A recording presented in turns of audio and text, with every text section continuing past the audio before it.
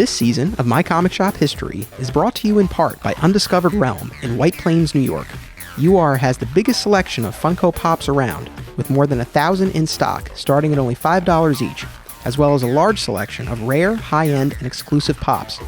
UR also hosts daily card game and video game tournaments, and sets up at dozens of comic conventions across the country.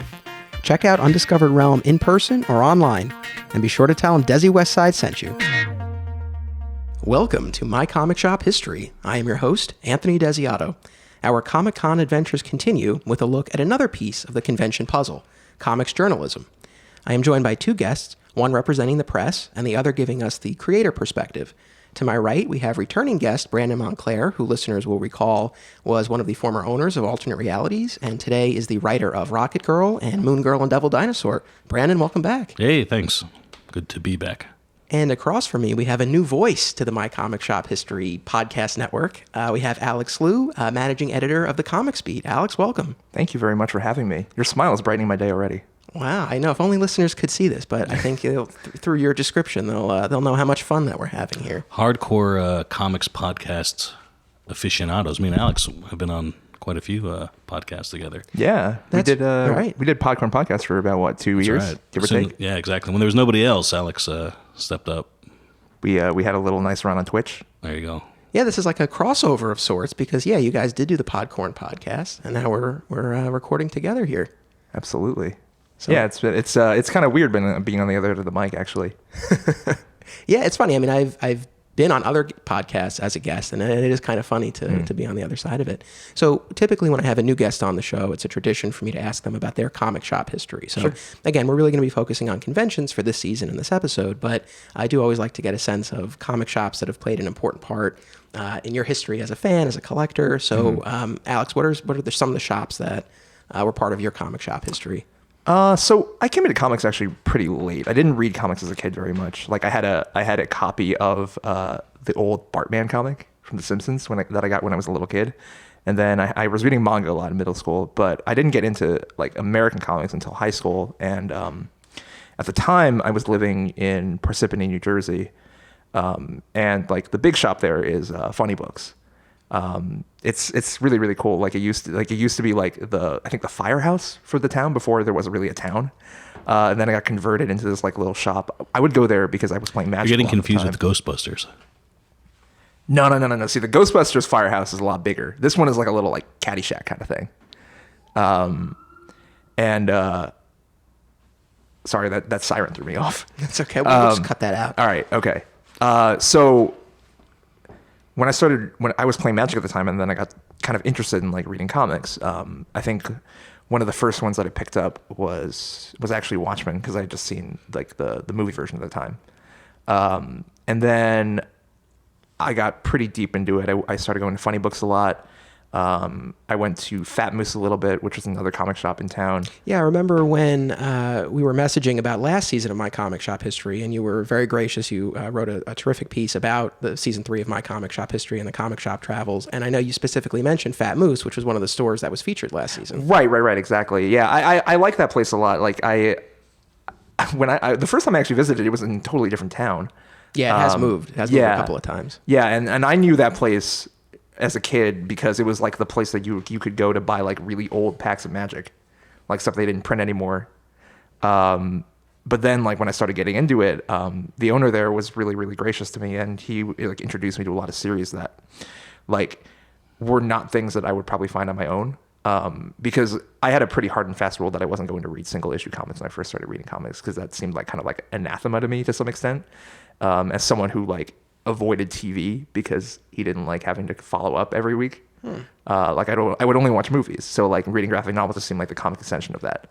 And he introduced me to stuff like Arkham Asylum and to Concrete, which is still one of my favorite series to this day.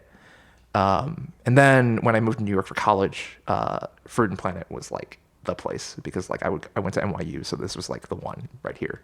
Right. And then, so Brandon, how did you come across this young gentleman here? Maybe he found you. How'd you guys connect? Yeah, I do know. I do remember. Sometimes I don't remember these things. Do you want me to do it? No, it's all right. You've talked enough. This guy. No, I was I don't know. I teach at NYU, but I don't think I was teaching at NYU at the time. But my wife is faculty at NYU. That's what she does full time. I teach kind of on a lark. So somebody from the English department or whatever it is, because it was at the engineering school. Yeah, my thesis advisor, Teresa Faroli. Right. Said, oh, I don't know if she contacted my wife or contacted me. I don't remember how it happened, to be honest. But that I don't know on the back end. Alex was working on his Grant Morrison thesis, which I still haven't read. I think it's probably... Nobody should read it. Probably an embarrassment, but... Yeah, I got an award. Well, there you go. And so, yeah, I don't remember... That I do remember. So we met, and I don't know if you wanted to talk about getting into... I don't even remember what we talked about. And I don't know how it went from meeting to talk about, hey, I'm into comics, and I'm graduating, to you helping out with the podcast when me and Amy were doing it and all that. Well, I think what it was basically Teresa set me up with you because one of the like core texts from my thesis was All-Star Superman. Okay. And obviously like you edited All-Star Superman. Yes. So like it seemed like a logical extension to have a conversation with you about the book.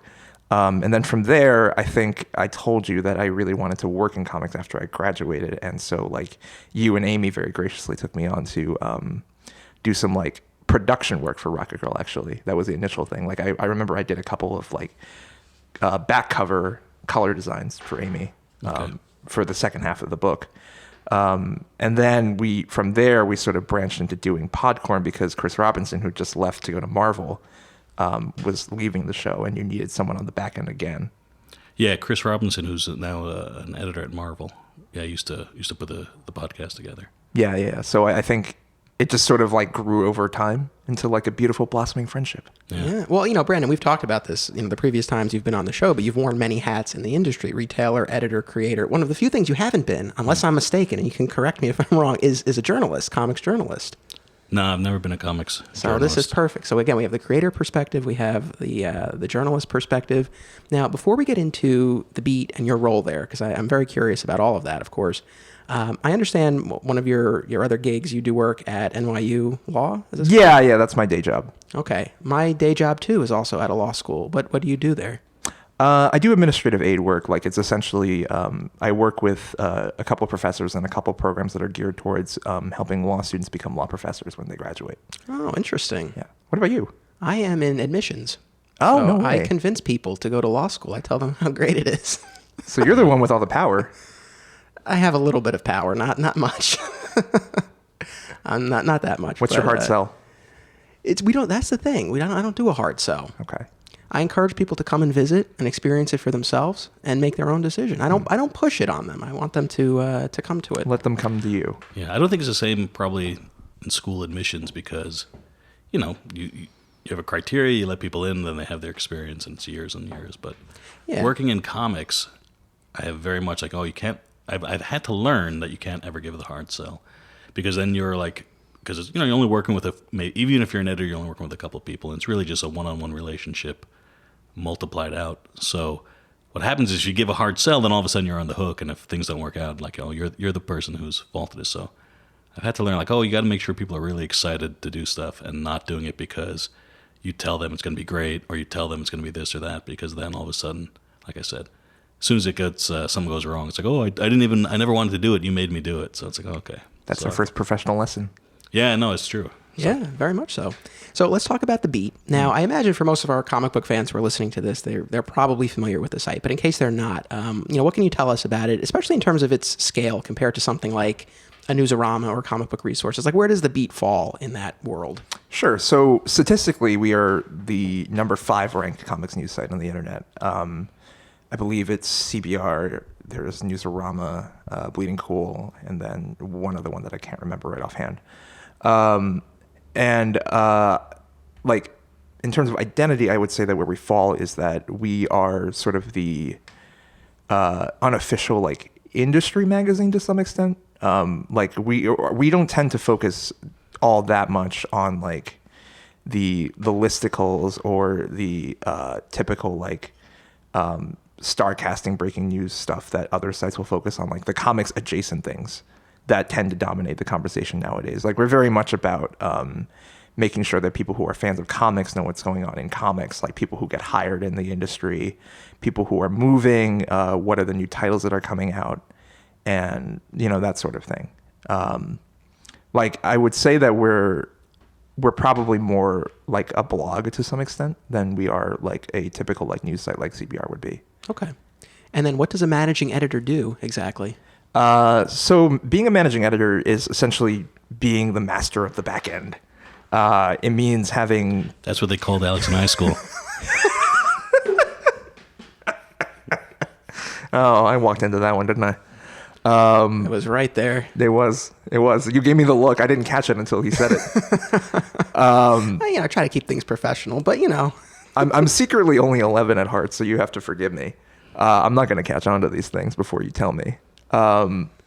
So essentially... That's going to be the title of this episode, by the way. Master of the Back End with Alex Liu. I'm like, I'll take it. So you're Yeah, so I'm the managing editor of the Beat, which means that I'm in charge of primarily scheduling posts. Like, we work with a lot of freelancers and we work with a lot of staff writers who have a lot of stuff going up. And one of the big problems that we were running into a couple of years ago was that a lot of the times you would have posts coming up simultaneously because you would essentially be allowed to post whenever you wanted to. Oh, okay. And, you know, that's problematic mostly for traffic reasons because when you do this, Google tends to frown at you. Like, in terms of search engine optimization, you want your website to be publishing regularly, but you don't want to be publishing as though you're spamming the internet. So it's my job to make sure that everything gets fit into a schedule. And in the meantime, the thing that I really love doing, the thing that like I've sort of made my own thing, is that I really like working on features for the site. Because as much as I enjoy editing, like a big part of my life is like wanting to talk about the books that I love. Like I really love writing a lot. So I work with my entertainment editor, Kyle Pinion, and our new third, Louis Haled, on the DC Roundup, which is like a weekly review of DC Comics. I also do a lot of interviews with creators. Like I've talked to people like Callista Brill, like the what's her new title for a second? She got promoted recently. She was executive editor at the time, and then executive editor plus.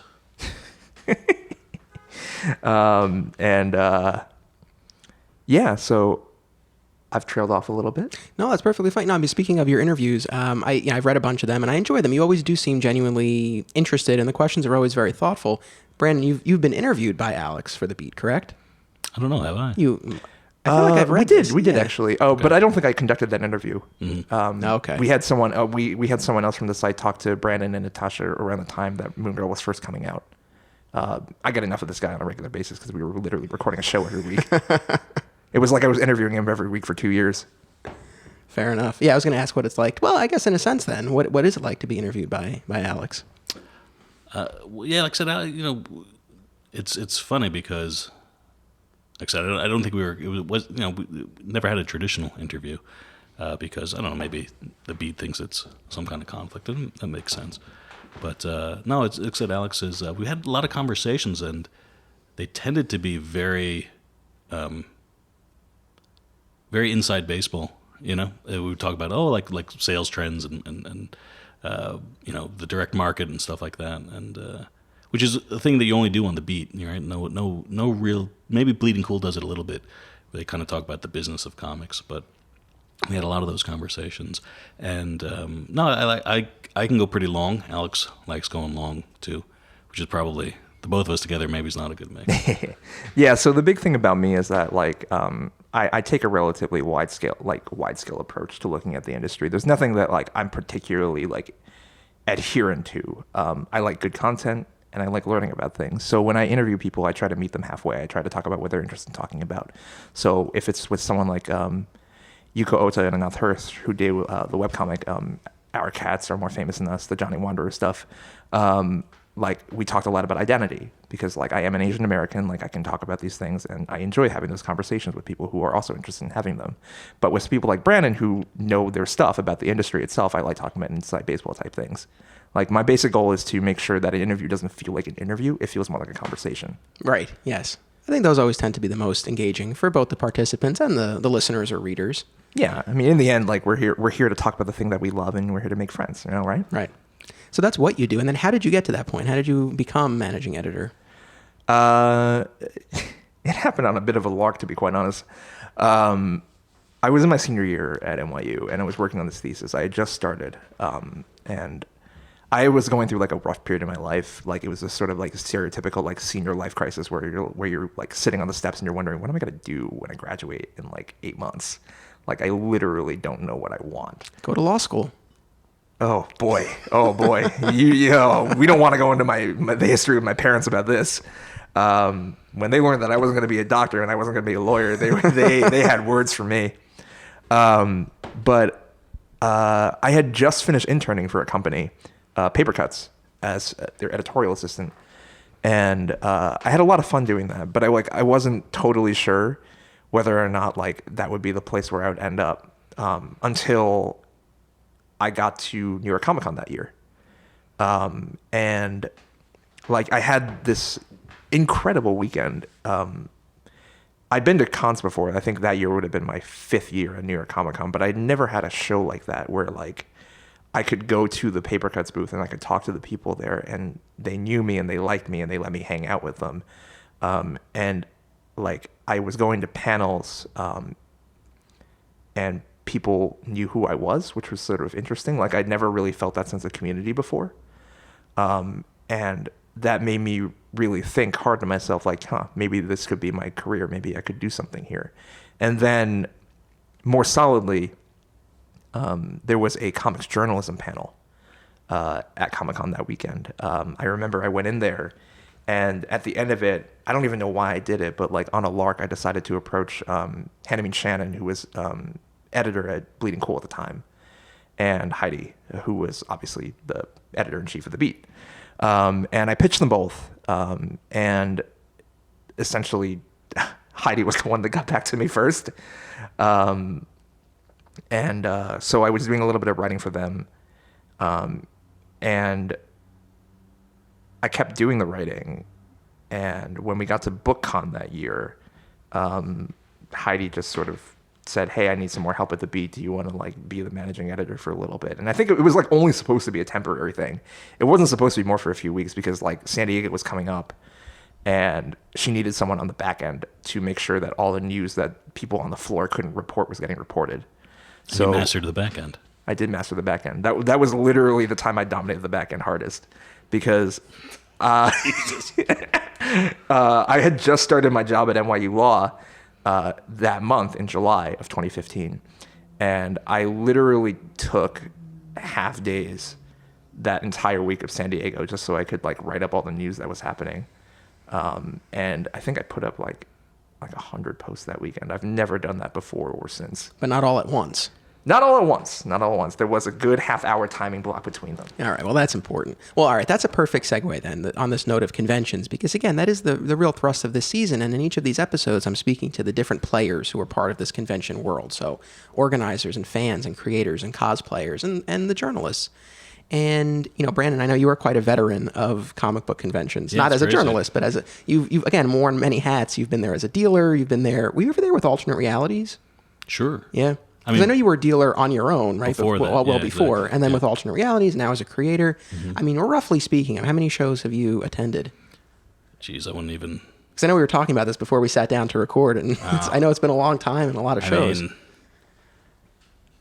I mean, they go say, "Oh, it's like thousands," and you say, "How long do you really live life?" But it's probably like a lot more than 200 shows. You know what I mean? Well, here's an interesting question for you. At what point do you stop counting? Well, I mean, sometime before 200, I guess. And a mix of shows, right? So you've been to the big ones, but then the smaller ones too. Yeah, I mean, they didn't have big shows when I started. My first job in comics was in shows, I guess, if you call that a job. I mean, it was a job for me, but buying and selling at the Great Eastern Conventions, which were at the Roosevelt Hotel, which makes a minor appearance in the French Connection. Not the Comic-Con, but the Roosevelt Hotel. So you were going there on behalf of alternate realities. No, this was like years before alternate realities. I was in 7th grade, graduate in the summer between. I was going there before that just as a fan. So even earlier, probably 5th or 6th grade, I started going to the monthly shows in the city, and there were one-day shows in a hotel ballroom, and just people selling back issues, and a few artists, usually local artists. I guess they would have been selling originals, but I never collected originals. I got a few sketches sometimes from artists that I liked. What was it like to be able to go to a show on your own when you were that young? Yeah, it's like a different world, but I mean, it's a different world meaning from what it is today, because it was, my father lived in the city, and I was usually there on weekends, so that would work for conventions. So you just go, get dropped off, and come back. At some point, I was old enough to take a subway there, and I guess that makes sense around 7th grade. That's crazy to me. Like the only time I ever went to a show when I was a kid was New York Anime Festival in like the 7th grade, and I lost my cell phone on the one day that I went, so I wasn't allowed to go to any of the shows again. Yeah, so no, but I started selling at shows. Like I said, I was just asking Anthony. I don't even remember how old one would be. 12 years old, something like that. Yeah. So. Brandon didn't even buy into alternate realities until he was like sophomore in high school, right? No, I'm just kidding. Didn't even. I'm kidding. No, that's the thing. I was 19 when I bought into alternate reality, so it's I was a 7-year convention retailer. Where did that money come from? Well, money came from the comics, from the books. Wheeling and dealing. Yeah, I mean, see, back then it was very back issue based, and things would get hot, and you'd be able to sell them and flip and everything else, and. So I had comics. I already had, you kind of literally start with your own collection. A table back then, it wasn't cheap, but it wasn't expensive. Maybe it was $75 or $80 for a table. Because I remember once it went up to 100. So I was, so you do that, and you'd sell stuff, and you'd buy stuff, and you could buy stuff. There would be people who like kind of dealers who would wholesale things, and you do all right. You make a couple $100 as a kid. It's a lot. So yeah, absolutely. Yeah. I mean, like, what was the most expensive individual book that you sold at that?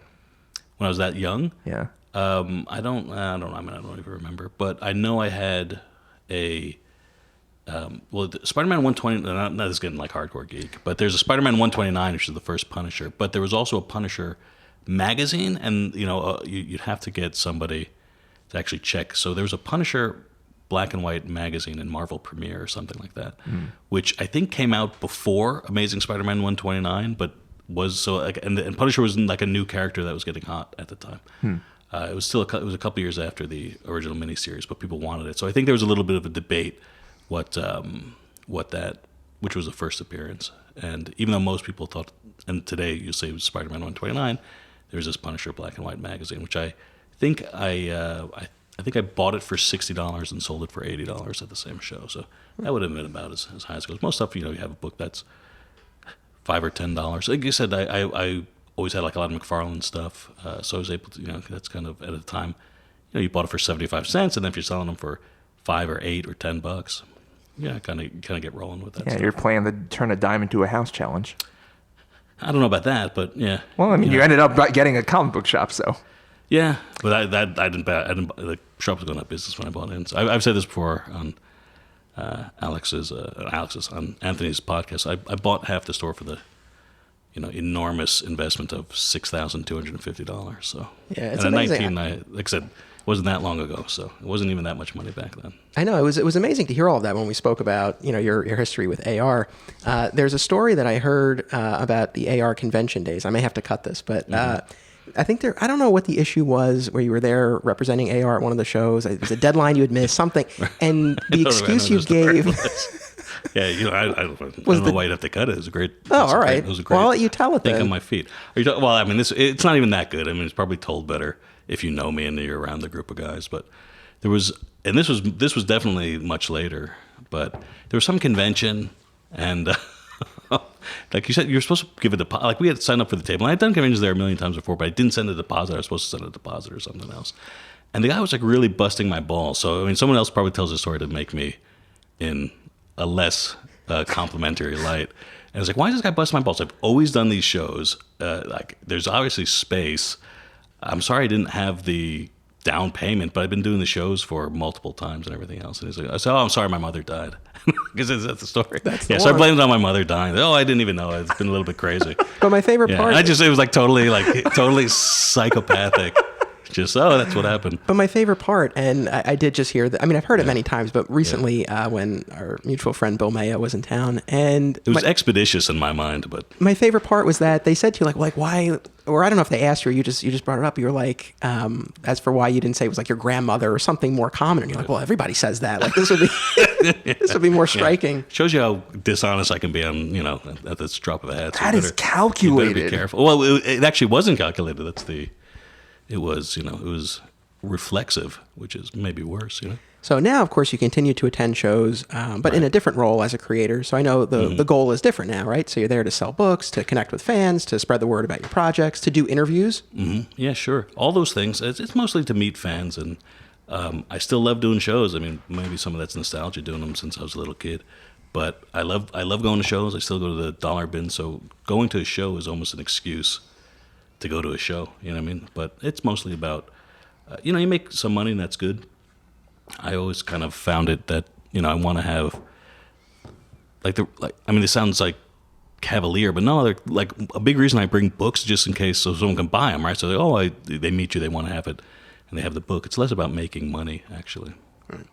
So, like I said, I really wanted to talk about the journalism piece of Comic Convention. So for you, Alex, like how many shows have you covered either in person actually at the shows or writing, pieces that based on information that other reporters are sending in? Like how many shows have you covered for the beat? So I actually couldn't give you a solid number either now that I'm thinking about it because I never really kept track. But I stopped at 200 as well. Yeah, exactly. The day that I actually hit 200 shows, man, I because of my day job and because of like the sort of like extent to which I can travel based upon my income, I actually don't cover a ton of shows.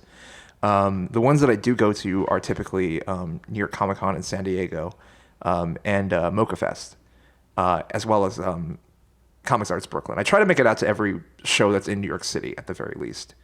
And outside of that, I have covered New Jersey Comics Expo once, and I've covered BookCon a few times as well. Is the beat covering those other shows, and it's just that you're not there? Or yeah. We cover every show to some extent. Heidi's traveling a lot. Like she goes to all the big ones. She goes to Angoulême. She's going to be at Emerald City. She goes to C2E2. We have someone basically at every single show. It's just a matter of who happens to be in the geographic area and who's accessible because, we're a relatively small outfit in terms of people.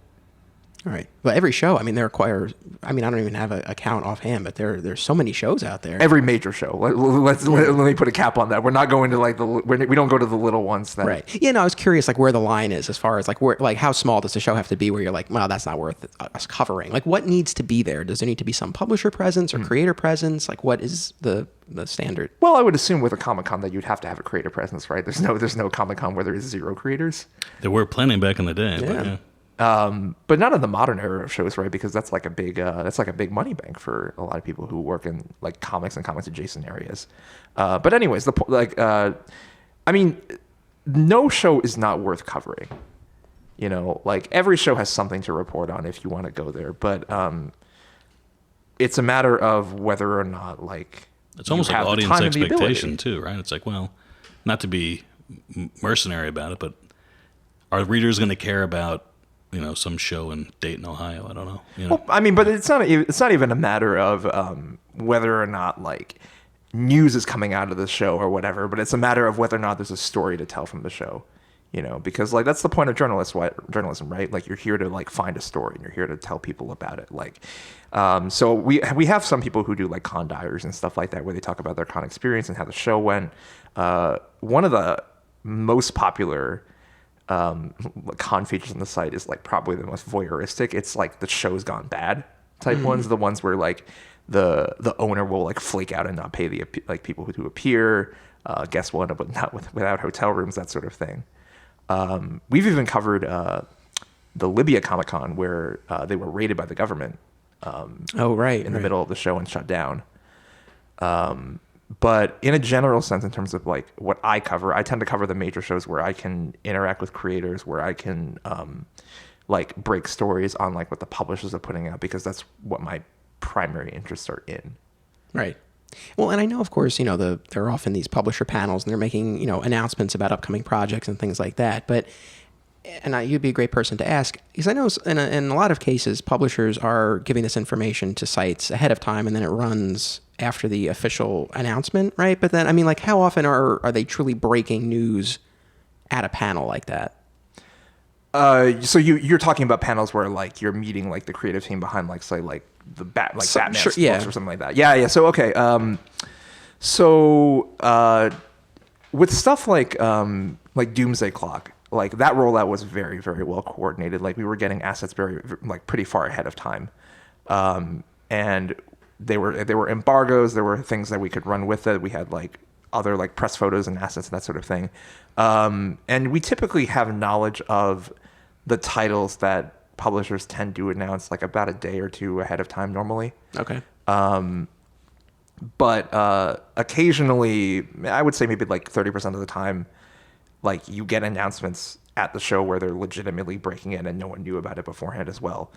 We often get like press releases literally the second after a panel ends as well. Okay. And sometimes on the off chance that you have someone like a Frank Miller or something, they might announce something that they weren't supposed to announce like at all. Right. Yeah, and I mean, that's, as far as the whole breaking news aspect of this, and, you talked about other sites that are out there as well. So, there are all of these outlets that are going to be covering that kind of stuff. So, yeah, I'm curious about the kinds of things that you can cover that maybe other sites are not doing, whether it's the Con Diaries or something like that. So, I don't know what I would say about that, actually, because, like, I feel like in terms of news stories, everyone is covering more or less the same thing, at least in terms of what books are coming out. Right. If you're looking for stories from the con that other people aren't reporting, what you're looking for typically is what's happening on the show floor. Gotcha. Like one of my favorite con stories was when I was interviewing Jason Howard, I think, the artist behind Trees, at one of my very first New York Comic Cons that I was going to as a reporter. In the middle of the interview, the first Deadpool war happened in Artist Alley. Do you remember those things? Oh. Where like they literally have like 100 Deadpool cosplayers come into the Artist Alley and just like have like a mini like combat session in the middle. Sometimes okay. Rob Liefeld will come out and take a photo with them all. But yeah, that, like stuff like that happens, and like because like Comic-Con is like more than just a show, right? It's more than just a place for the industry to break news. It's a place that has its own culture. It has its own community. So like the fans themselves are making their own stories. I remember, I think 2 years ago, when Age of Ultron had come out at New York Comic Con that year, there was a cosplayer who had built Hulkbuster armor.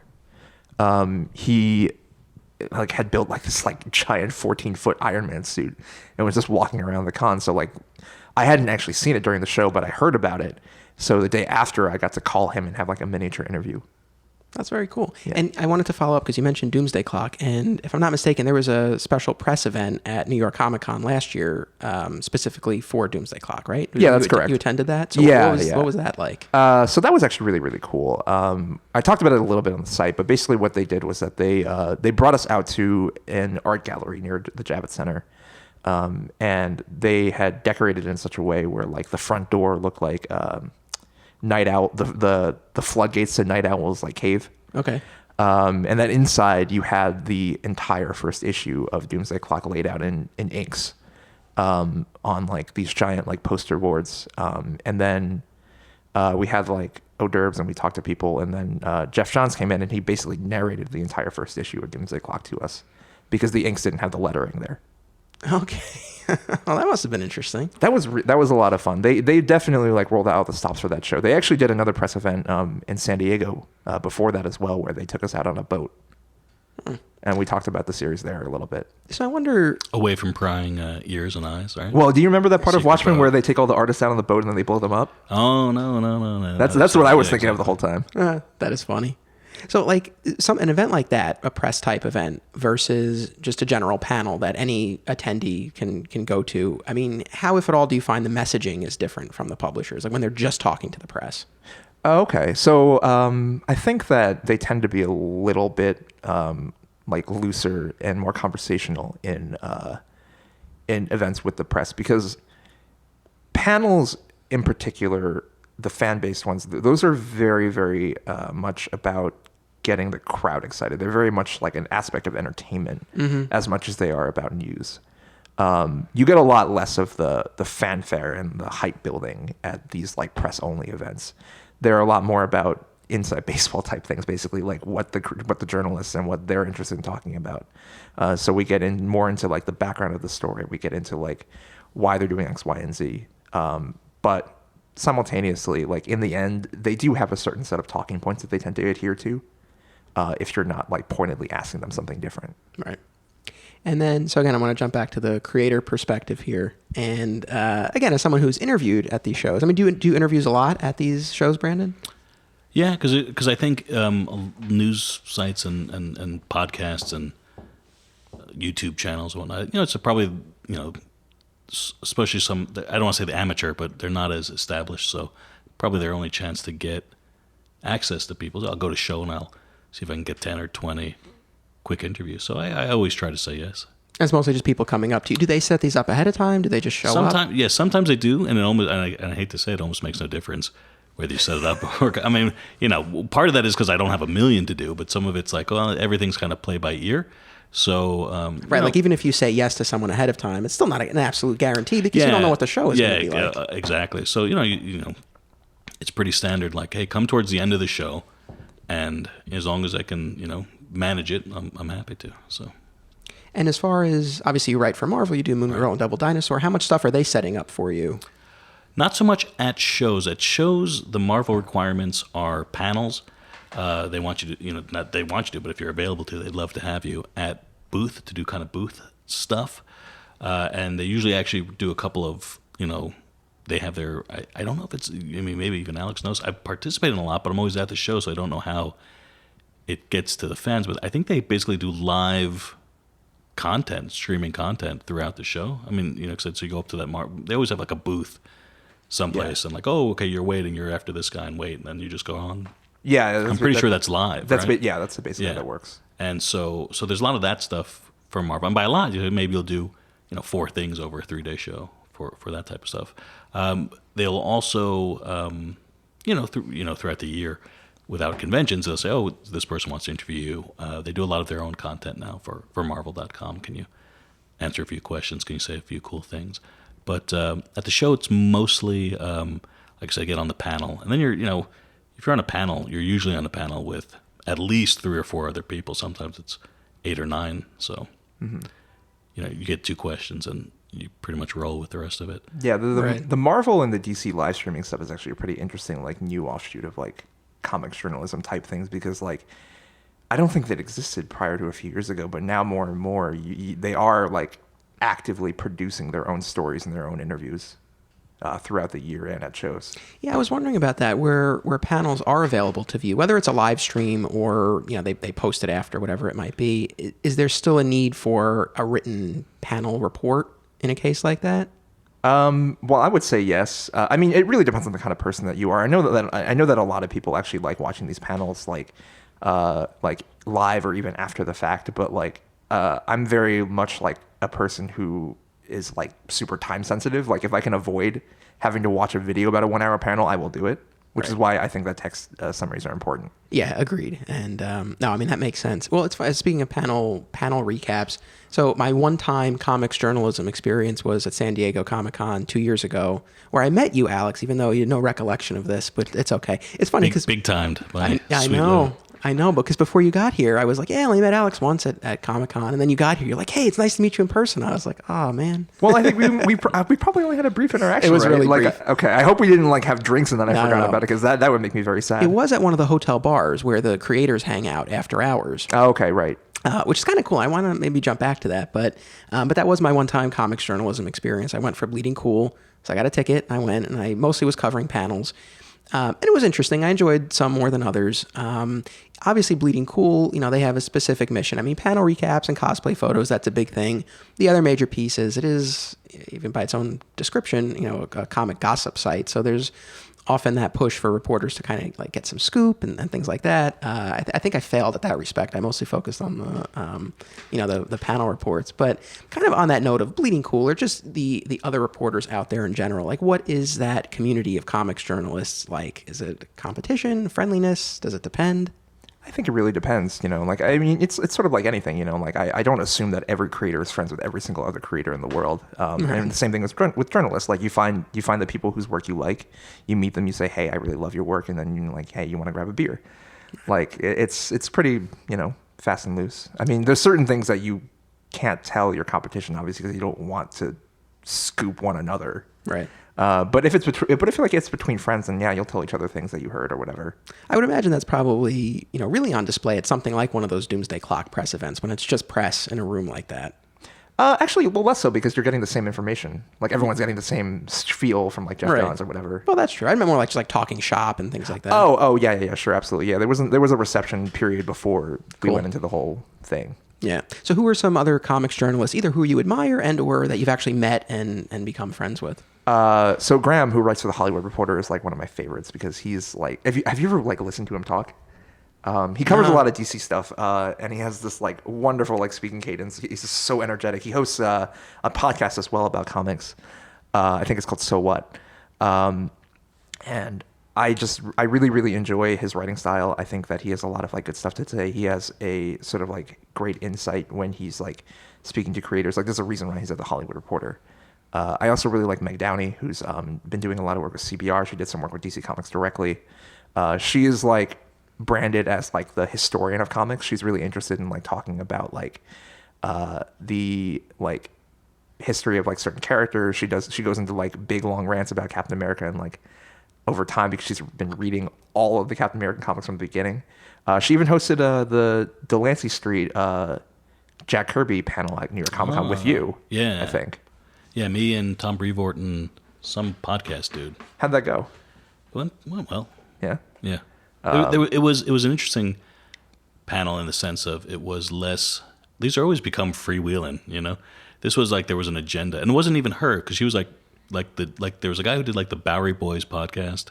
I think Axel was supposed to show up and he didn't show up, and then me and Tom Brevoort and but the guy like there was like, oh, these are the questions and this is what we're going to talk about. There was almost like an outline for the, unbeknownst to me and Tom Brevoort, like I said, the Bowery Boys guy, who wasn't even, and the moderator too, it was like I said, it was just like, he kind of had an agenda, and I think he set up the panel, and so it's kind of like, hey, let's hit all these bases, and so. Yeah, also, I really, really love the work of like Steve Morris.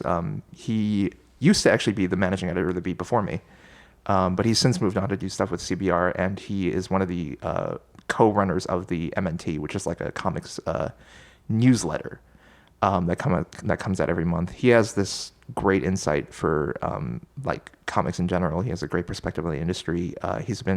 He runs this thing called Shelf Dust where he like reviews and goes over like single issues of comics. Right now he's working on an annotated version of Giant Days, which is like so far up my alley because that's one of my favorite books out there right now.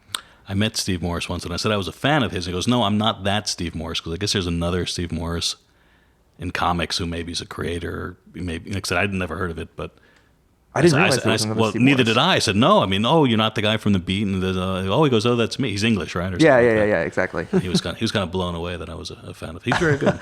He is. He's fantastic. Yeah. He's one of the best out there, I think. I mean, I'm genuinely a fan of whenever I'd see his byline. Yeah. Well, Alex, I mean, like now you've been doing this for a little while. Do you have people coming up to you saying, "Hey, I really like what you do. Can you tell me about the comics industry or The Beat or things like that?" Yeah. I have some people who do that, and I'm like more than happy to help anyone who does. I think like the big thing for me is that I tend to interact more on the creator side than the journalism side more because like I have an interest in like doing interviews primarily. Like I like having these conversations about the works themselves more than I do like proper journalism per se, I guess, because like my thing is not about like breaking news more than it is about doing deep depths into books. Right. I come from like an academic background, and that's sort of like infected the way that I do everything. Like I don't go for what's hot. I go for what I'm excited about at the current second, which could be something from now. It could be something from like 20 years ago. And then, so for you, Brandon, jumping back to your experience as a creator being interviewed. So again, you have people coming up to you at these shows, either they've set it up ahead of time or they just come up to your table. Mm-hmm. Do you do any kind of vetting, or are you happy to talk to anybody who comes up? No, yeah, I don't. I mean, obviously you eyeball the people, and there may have been a situation where I was like, oh, I'm too busy if it was a little bit too much. But like when you say so when you say too much, like what would it have to be for you to be like? It would like I said, it would be a lot. You know, it would be like sometimes a little too pushy, or that they didn't really. And it's not even that I care that they didn't read the book, but when they don't know the book and then pretend that they know the book, that has sometimes just been really awkward. So I tend not to, be too responsive, and then they just kind of move down. How can they tell? How can you tell? Well, I mean, because it's like this floundering. And like I said, it makes me sound like, oh, you didn't read my book, I don't care. It's like, I don't. If you said, hey, I've never read your book, but I'm here to pick up interviews, you want to talk about it, I'd be totally. So it's more the deception aspect of it. Yeah, but it's not even the deception. It's the recipe for disaster. Because like, what's this guy going to start asking questions about a book, and then here I am on tape, and it's going to be on. I'm sure only 9 people on YouTube are going to watch it, but still, it's like, Sure, because if you know that he hasn't read the book in the meantime, you can give him the sales pitch kind of thing. Whereas, but it's not even that. It's just like I said. It's like it really isn't even the deception. Even that Anthony's saying. It's like, well, what kind of person is it so important to them to just get somebody that they're just going to start, you know what I mean? It's like, right. It's like, hey, that sounds like something crazy is going to happen. So, yeah, I don't know. I mean, and that's really infrequent. I can remember it a couple of times though. But it seems to be more common than like I think I think it should be, because like people seem to be wary of this when I talk to PR people. Like they indicate to me that like they're worried that people will have not read the book, and I'm just like, how can you do this? Yeah, I'm so glad you brought that up. So, right, I asked you, Brandon, about do you vet the people who come to you? Mm-hmm. And then, so for you, as you're reaching out to creators or PR people, I mean, to what extent and how do they vet you? I don't think I've ever been vetted. I mean, maybe not in the literal sense. And obviously, they know you're with the beat. There's actually a dossier on me somewhere. I'm not going to go into more of that, but yeah, so I think that being at the beat, it comes with a certain like expectation of quality. Right. Like I think that's one of the biggest benefits of being with like a larger outlet.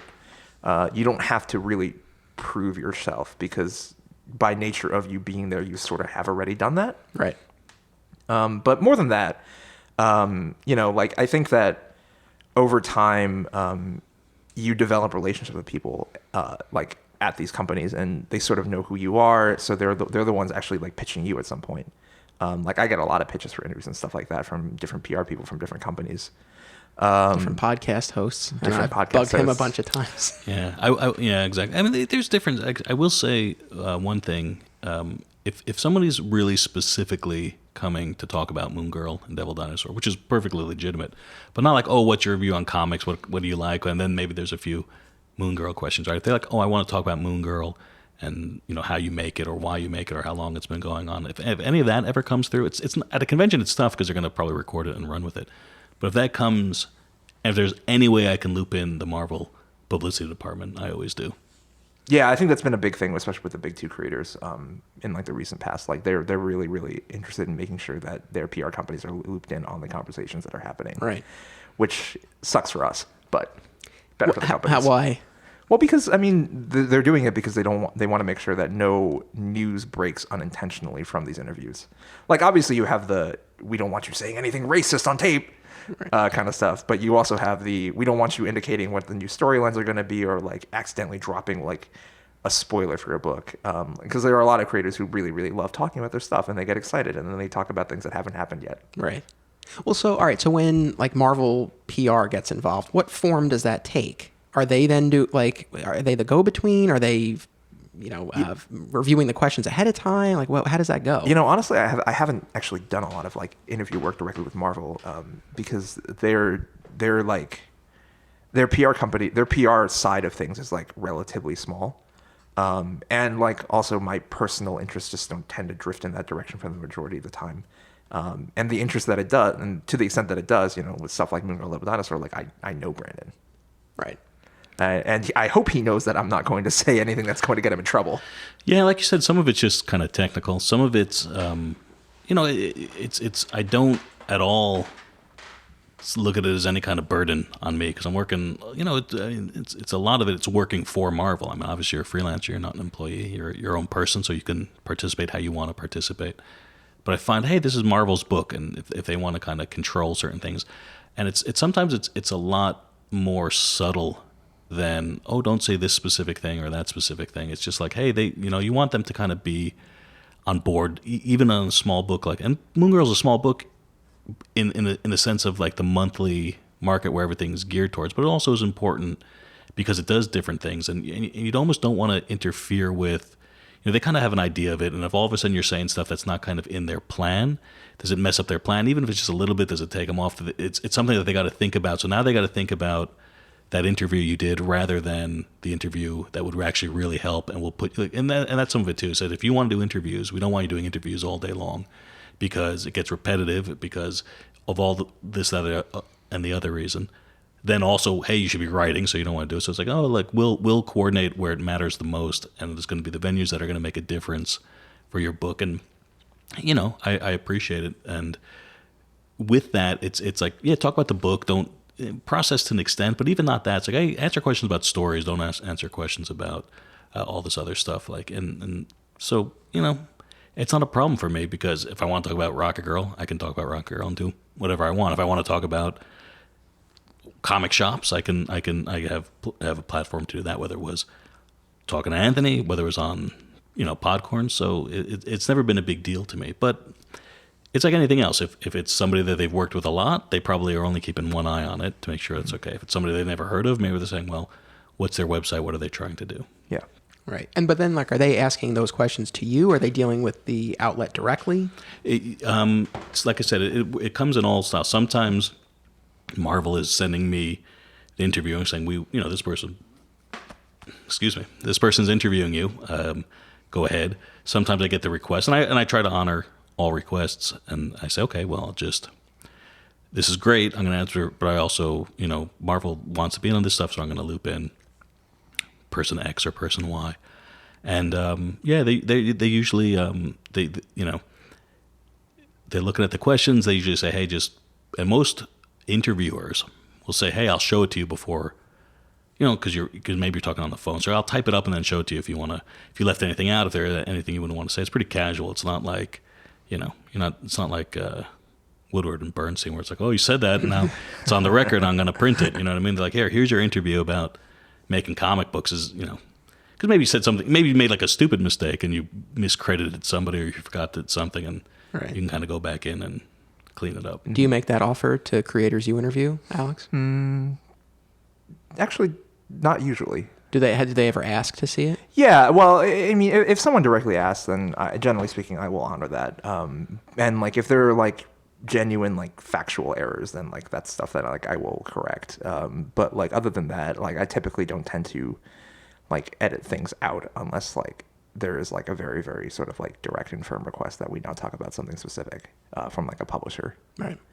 It's funny, for all the podcast episodes, I've only had one guest, one of the comic shops, ask to hear the episode ahead of time. I mean, obviously they heard the episode as we were recording it, but there was one thing that I guess they were kind of unsure how it was going to play or sound in the finished product. And it was a little bit of a debate for myself because I don't want to run into the situation where I'm sending them the episode and then they're like, hey, can you cut this out? And it's like, well, again, I make that offer to the guest when we sit down, but it's like once I'm ready to go, like that's kind of it. But I did grant that, and it was fine. Yeah, this is sort of a tricky issue to navigate because, like, to some extent, what's on the record is on the record, and like, if you were in the business of news and you are in the business of breaking stories, but like simultaneously, like these companies are like to some extent, like in the end, like comics journalism is also like a balance between journalism and PR. In the sense that like you are essentially reporting about stuff that people are going to end up buying. And so in that sense that all comics journalism is like marketing in some way. That's interesting. Yeah, that was something that I kind of thought about. And even in the context of, of a convention where, maybe there's not so much news to break if things are already set up ahead of time and you have all these other outlets there. So, I guess just trying to find like those other angles, like things that you're covering that are, going to speak to people. Mm-hmm. Yeah. So that makes sense. So Brandon, as far as being interviewed, do you enjoy it generally? Like, are you excited talking about does it get repetitive though when you get the same stuff? Yeah. I mean, I always enjoyed going in. Sometimes, what I've stopped doing is trying to come up with a different answer for the same question, Okay. Yeah. Not because there's one question and one answer, but I probably have like 2 or 3 answers for any kind of basic question. Oh, what was your inspiration to make? Okay, so I'll pick one of the 3 that I've answered. And maybe, like I said, if something new occurs to me, I'll do it. But it used to be like, oh, I said that already.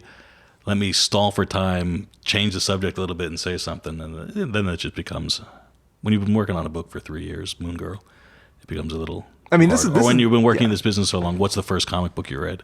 This is the thing that creators like grasp about the most, like because they get the same set of like 5 or 6 questions every single interview, and it gets to be a lot, right?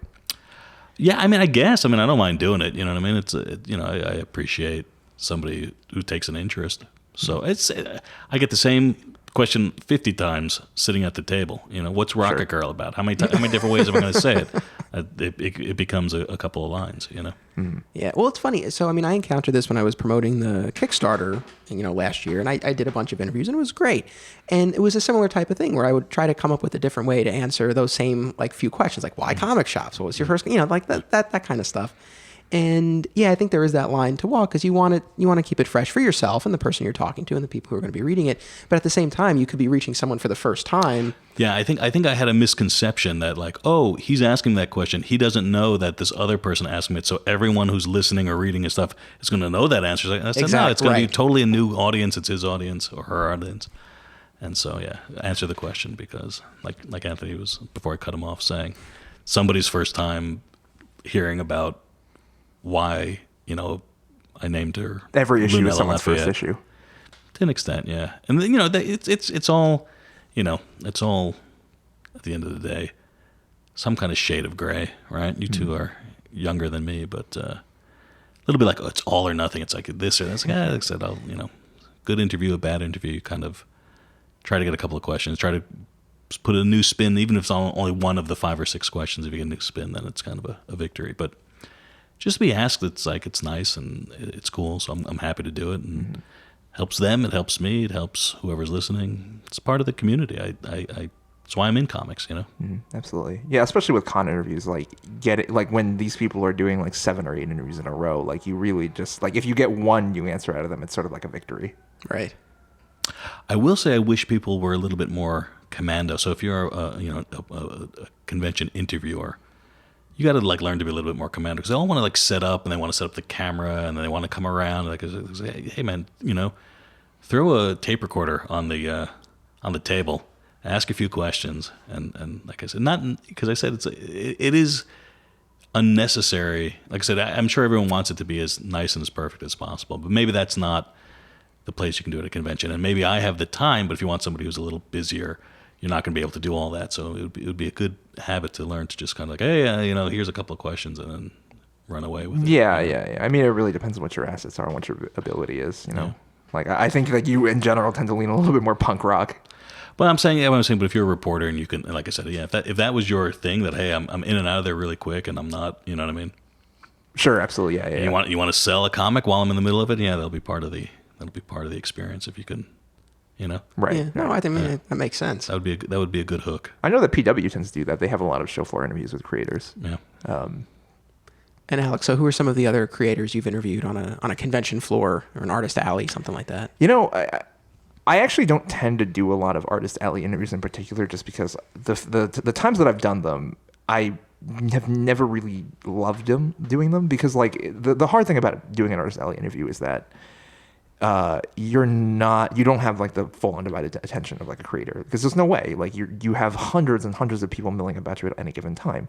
So like you really and just it's have to tiring. sort of, like, conventions are exhausting, so Yeah. you never get somebody sharp. Yeah. On a convention floor interview. Their questions are coming at a rapid clip. They're giving you abbreviated answers, and like it's not their fault at all. Like it's just the nature of the thing. Like it's a very manic period. It's a little bit easier when you block things out. I know that Kieran Gillen and Jamie McKelvey, the people behind Book and Divine, they're pretty good about it in particular because they like schedule out the times that they're at their table and the times that they're signing, the times that they're not. So even though at the last New York Comic Con, when I did go to interview them at their table in Artist Alley, they were turning away people while we were talking. And there were still some interruptions, but it wasn't like as long or like uncomfortable as it can be when you're interviewing creators like impromptu. I like talking to people at like booths, like when you have like segregated spaces, like Right. between like the fans and you and the creator. Like I know that like DC in particular is pretty good about doing that. They like in San Diego they have like a skybox, so you go up to like the second floor of their booth to interview people. And in New York they have like a little like cornered off area. I don't. Those interviews don't tend to be my favorite. I've participated in a lot of different ways, either as the DC staff guy or as a person being interviewed or whatever. The convention closet interview. That's something too, like where you're inside the booth, like background. There's usually like a little room for like coats and stuff. Yeah. Where they keep the bottles of water and like, oh, we're going to interview you. Meet in the booth. Yeah, come in here. And it's like, you know, like you think it's going to be quiet, but someone's like, oh, I need the pins to give away. I need the Vertigo pins. Give me a bag. You know. Oh, that's pretty fun. No, I didn't even know about those. No, those are like, so, you know, we said those are a lot of conventions going, a lot of interviews going on inside the booth backdrops.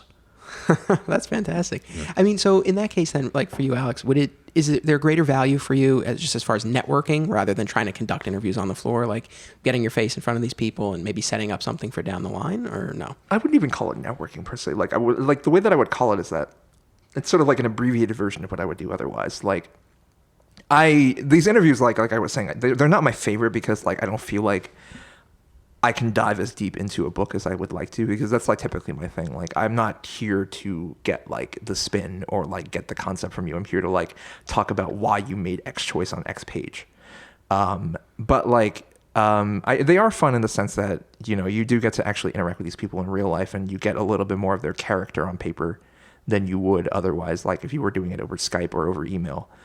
So you get a better sense of who these people are, and that's like a fun thing for me. And then sometimes they can lead to like things like later on down the road. And like sometimes, especially with like people that you can't get a hold of like very easily otherwise, like Scott Snyder, like it's a good time to get your thing in. I will say the overwhelming majority of impromptu requests, it's always like a video element, right? So it's going on YouTube, I'm assuming, or something like that.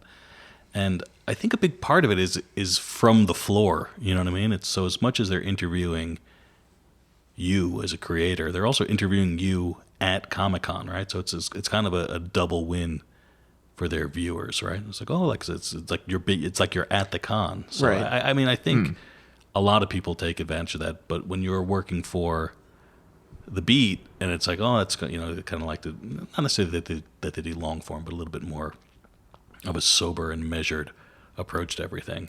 You're kind of grabbing stuff in a chaotic environment to place in a very austere environment. Yeah, I think that's a good way of putting it, because like I you know, a lot of these show interviews tend to be for, you know, entertainment purposes, I think. But like that's not what I at least tend to do. Because I'm not much of an entertainer, to be quite frank. I'm a nerd. I'm a huge nerd. Yeah, like Comic Verse is cool because they come in their red T-shirts. They give you the coffee mug. They're very on about it. I know that Albert from CBR did a great interview with one of the kids from Stranger Things, just live on the floor at New York. Oh, neat. In terms of the organization of a show, or just the running of it, from the creator perspective and the journalist perspective, like what are some of the things that can make for a very successful, enjoyable experience for you? Like you mentioned, like the skybox or a separate area to do interviews, like things like that. So I've only ever, I've never done a skybox interview.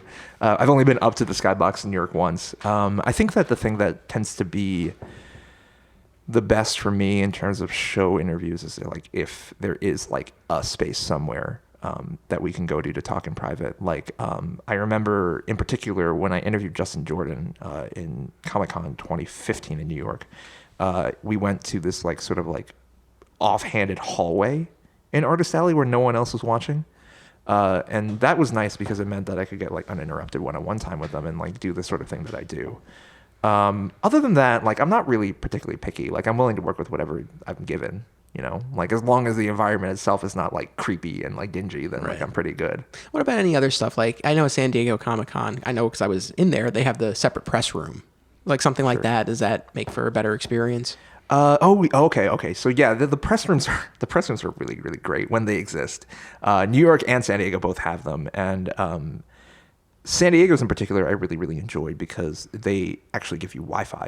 Yes. Which means that you can actually work on things when you're there. New York, it varies from year to year. And the one thing that San Diego does that like I've never seen any other show do is that they actually give you snacks. Yes. Which is great because con food is really, really expensive and I cannot afford to eat that well. That food goes very quickly. It does. It does. But it is nice to have that. Yeah. The pretzels. I remember a couple years ago, the soft pretzels. Pretzels. Do they really have pretzels? I don't remember that. I remember the nachos. You probably got there too late and they were gone. Maybe. I just remember. I remember very clearly, like, we got the sort of like monkey's paw wish version of that at New York Comic Con last year, where like we just had like Doritos promoting something, so we just had bags and bags of Doritos everywhere. Gotcha. So like I wasn't hungry, but like I wasn't happy. Right. But no, it's true. I mean, like something like that can make a big difference. I know I had a better experience a couple of years ago as the reporter for Bleeding Cool than I did the couple of years prior when I went. Just because at least I had a base of operations. I had a place I could go and sit and write and have the Wi-Fi and have some snacks. Because, yeah, it's nice to not have to buy every single thing that you have there. Mm-hmm, absolutely, yeah. And I mean, you still end up buying the $5 convention coffee or whatever. Sure. But, like, you know, you got to make concessions in the end. Although that is the one thing that most cons tend to be good about. Most cons tend to give you some sort of coffee at some point. Yeah. And then, so Brandon, from the creator perspective, whether it's related to interviews or not, but I mean, like when you go to a show, what are the things that you look for in terms of the way it's run that make you say, okay, like this is going to be worthwhile for me? Yeah, it's becoming. Like I said, I love to do shows. If I could, I would not be bored by doing a show every week. But it's hard to, like I said, they take you away from your family. They obviously take you away from work. You lose a day traveling, maybe traveling back and all that other stuff. So it is a big deal to do shows, especially shows that are now, every show is 3 days, right? Or it's 4 days if it's not 3 days. It's shows have to do more for even somebody like me. And I imagine the bigger the name, the more you have to do, where it's like, yeah, I mean, there's the obvious things like, paying for travel and paying for a hotel. A lot of places now, it's like, if it's a new show for sure. And I think all but one show, like I said, is kind enough to pay a per diem, because like I said, you're always taking money out of pocket. I got to take a cab. I got to go to expensive, lunch. Not that it's too expensive that you can't afford it, but you're coming, you're at the show, you really are kind of inconvenienced. It's to show, to me, when you take care of all of that stuff, you show that you get it and you understand that it's a big deal for the creators to come there, and it's also a great opportunity, and you try to repay that by always being at your table or being at your table a lot, being obviously nice to the fans and signing everything that they want you to sign, participating on panels and all that other stuff. But yeah, it's become, there's so many shows and they're all multiple days that you really have to, as simplistic as it sounds, you have to take care of the creators. And like I said, yeah, make sure, if they're coming, you're paying for them to come there, and they're not going steerage, right? It's not like, oh, I'll give you a coach flight with 2 stops and maybe show up there. It's like, getting a little too old for that. So. Yeah, what's the point of going to a show if they're not going to feed you Nobu? Well, yeah, exactly. I don't know if it has to be necessarily. Well, that would be nice. Nobu would be nice. See, now you're thinking about that miso cod. Well, you got to get there, and it's like sometimes I travel for work also, and it's the same thing. It's like, if you want me to come out to, Culver City for 3 days, it's like, well, I got to get there. You want me to be able to actually perform to a certain extent, you know what I mean? So if I'm coming there on a terrible flight, I won't even do it, but because you can always say no. But I think conventions, it really is as mercenary as it sounds like. Accommodations have to be pretty much there. And then if you're an established show, I guess it's easy enough to find out, well, how many people show up? Do people do well at that show? Is that the type of show that's going to be a good experience for me? Am I going to meet different kinds of fans because I haven't been in that area before? But yeah, it's really just basic stuff.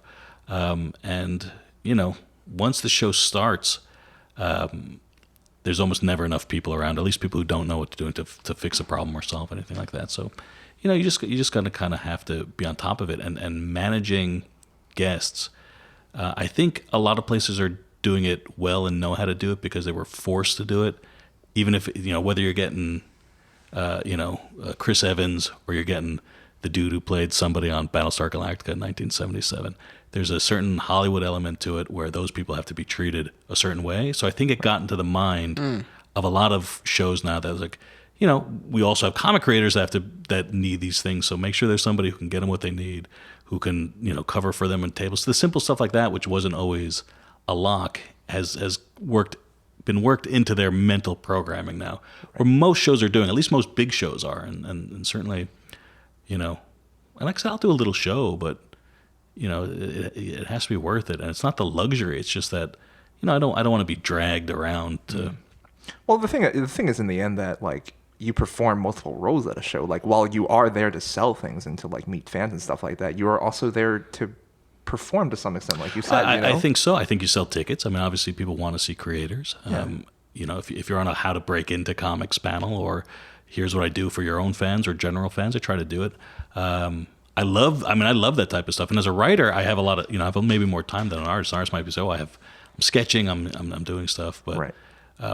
Not only do I want to be on panels, I'll moderate panels. I did that at East Coast Comic Con. I moderated I almost insisted. It's like, there was the 30th anniversary of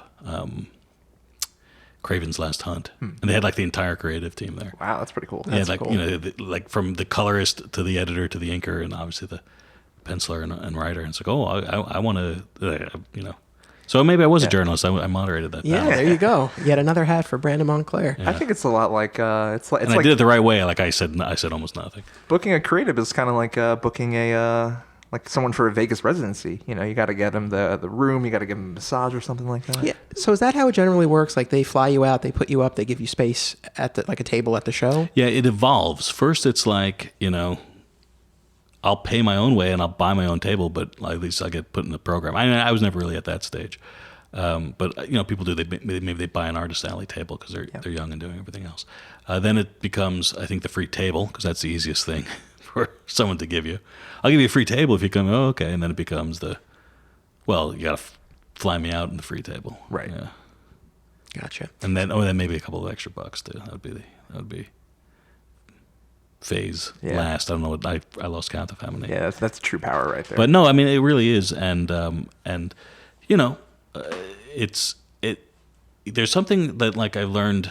I always credit this to Amy Reeder, and it's true. It's like you have to go where people want you. That's not how. Like I said with Amy, it was you want me to draw that cover, okay, but does the art director, does the publisher, does everybody who's going to have to approve this cover want me to draw the cover? Because otherwise I don't care. It's like I don't want to do it, and then it's like, oh, can you change this? Can you change that? It's like, are you going to basically beg me to draw covers for you? And everybody who's ever going to have to approve, you all have to beg me, and then if you all beg me, I guess I'll do it. You know what I mean?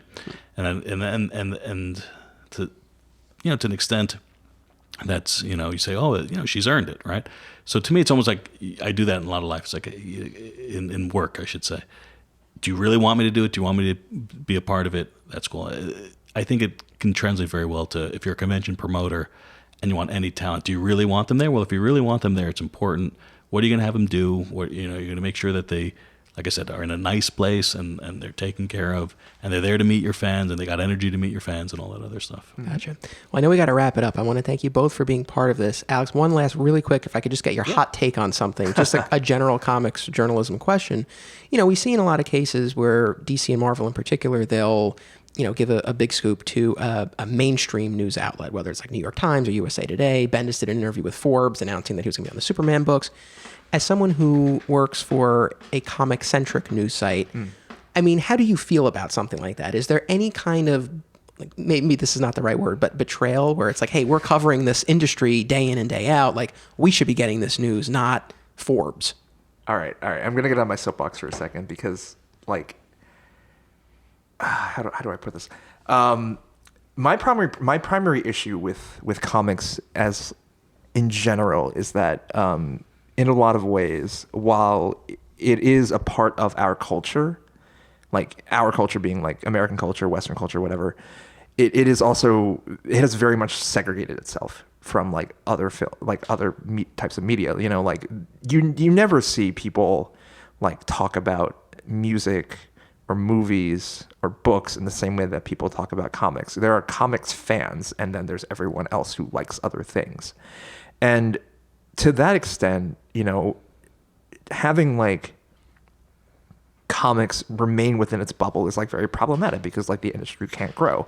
Like I don't begrudge anyone promoting in stuff like Variety or stuff like the Hollywood Reporter or, like the New York Times, because like that makes the most sense for their business. They're reaching a very, very wide audience, and they're exposing new people and bringing them in to the medium. Like that honestly is better for us, I think, because like even though we may not get the scoop or whatever, like we are still getting the news, we're still going to get the content, and we're getting more people reading it, which means that, in theory, the industry will grow and you'll have more people coming in that you can have these conversations with. Like it doesn't hurt us because like we still get the insider baseball-y type stuff. We don't have to roll out the 15th new Batman book or like the Secret Empire 2 or whatever, that kind of thing.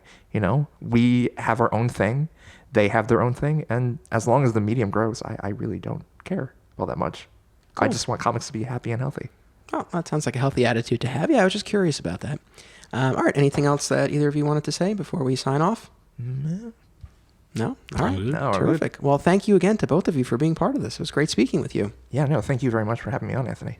Thank you. My pleasure. Thank you to everyone for listening. Be sure to come back in 2 weeks for an all-new episode, and until then, don't be a flat squirrel.